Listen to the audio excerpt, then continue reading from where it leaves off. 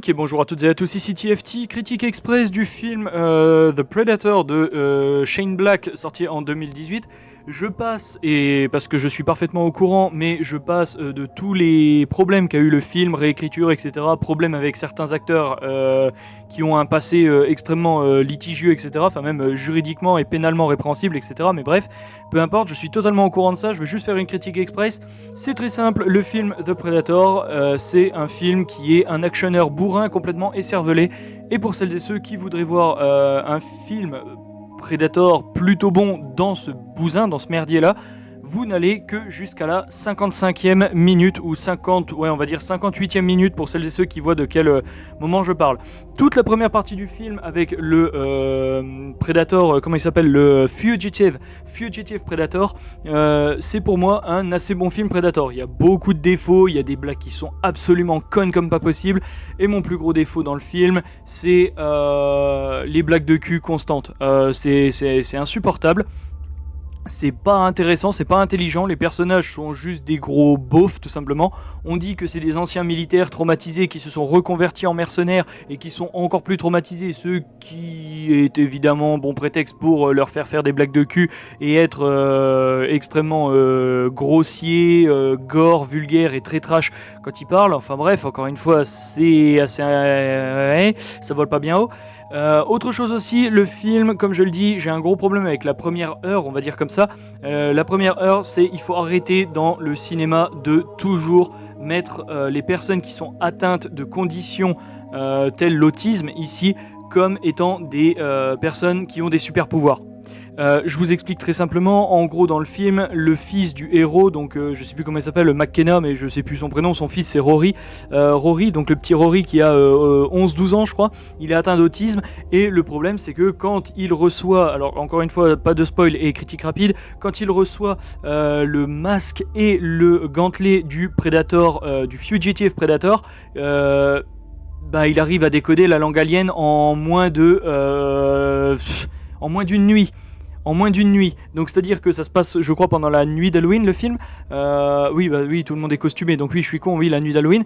En même pas 1 heure, 2 heures, il a appris le langage Predator, il a fait des cartes, et il sait utiliser le gantelet et le masque. Non, c'est pas comme ça que ça fonctionne. Plus tard dans le film, après la 2e heure, mais peu importe, c'est pas un spoil à proprement parler, le petit Rory, là, le gamin, il arrive à côté du vaisseau du Uber Predator, donc du méga Predator. La porte est fermée, tous les scientifiques du monde disent oh là là, la porte est fermée. Le gamin il arrive, il tape sur 3-4 touches, il ouvre la porte. Voilà, ça non, ça c'est pas normal.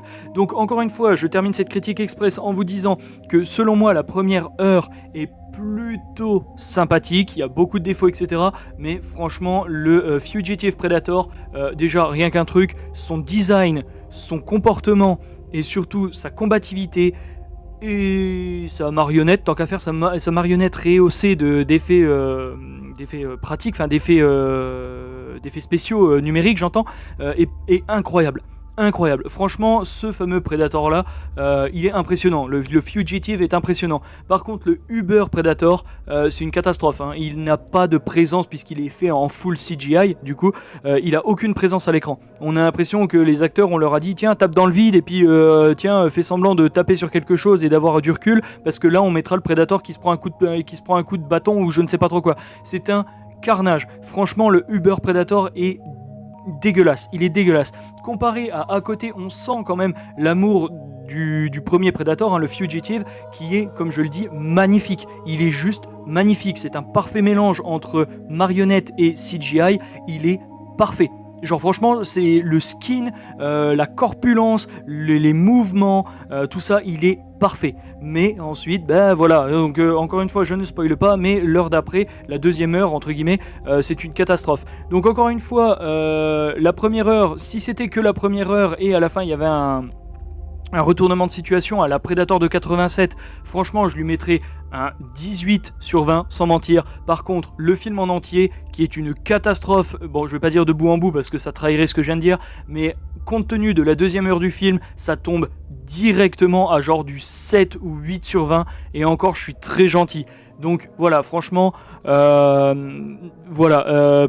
je fais un point sur l'humour très rapide. Qu'est-ce qui m'a pas plu ? C'est très simple. il y a un chien qui mange une grenade, la grenade n'explose pas, mais quelques secondes après, le chien pète, et c'est ce qui fait déclencher la grenade, ce qui fait que le chien pète et explose. Je ne peux pas terminer cette critique autrement qu'avec ce truc-là. Donc félicitations pour la première heure de film, qui certes a des défauts, mais encore une fois, le Fugitive Predator est beaucoup trop cool. Et la deuxième heure est une catastrophe, c'est loupé du début à la fin, l'humour est graveleux, c'est beauf. Y a un personnage qui même se suicide avec sa propre arme sans le vouloir alors qu'il fait que tourner la tête. Bref, c'est ridicule, c'est ridicule. Donc encore une fois, allez-y pour les 56, bon, je vais dire allez, la première heure de film, et coupez le film après cette première heure, vous ne louperez rien pour la suite. Dites-vous qu'à la fin, tout le monde est content, tout le monde danse dans les pâquerettes et le film se termine bien. Je vous jure que la deuxième heure est une purge. C'était TFT, passez une bonne fin de journée, portez-vous bien. Et ça me fait relativiser Predators de Robert Rodriguez, très sincèrement.